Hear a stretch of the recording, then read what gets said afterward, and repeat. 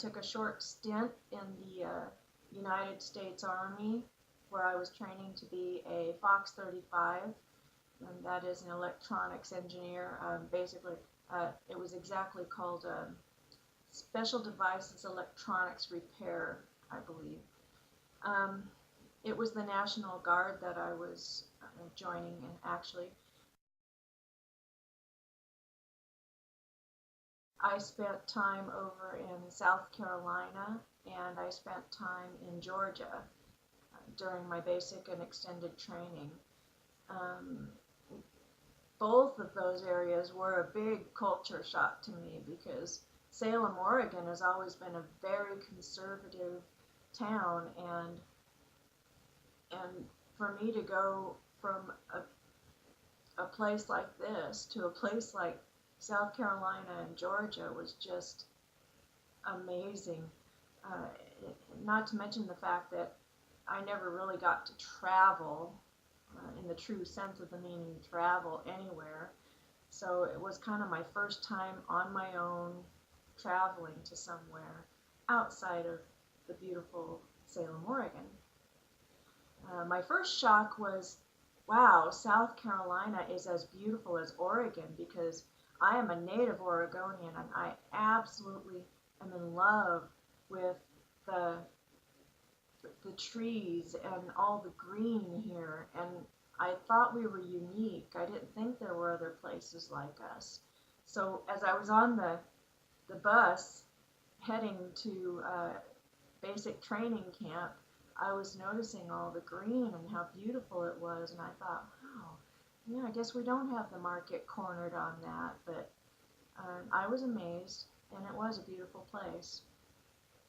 And I happen to love thunderstorms, lightning storms, and they had some outrageous lightning storms there. I'll never forget it.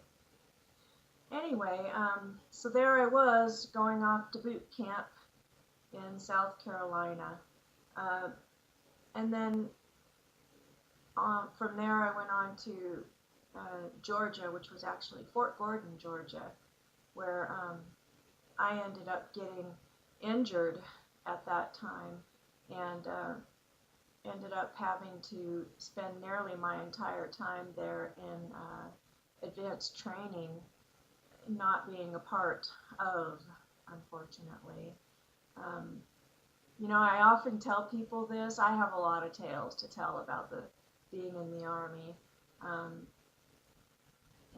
let me just say, I apologize to anybody, you know, because of the war going on and stuff. I'm not belittling the efforts of the Army, or you know, or the training that they go through. This was at a time when I went through the training when things like that weren't going on.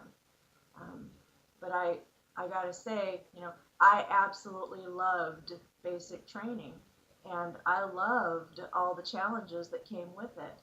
And you know, and when I tell people that I really loved going through the gas chamber,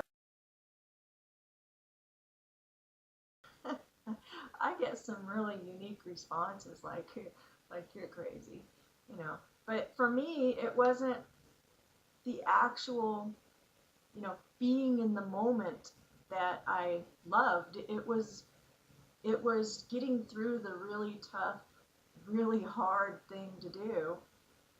You know, you feel like you're dying when you're in there, and it's getting through that and getting out to the other side. It's that span of time between getting in there and surviving and getting out and saying, "God, I did it, yes," you know. That is what I loved. That is why I loved it, and I wanted to go through it again, but they wouldn't let us. So anyway, enough about that.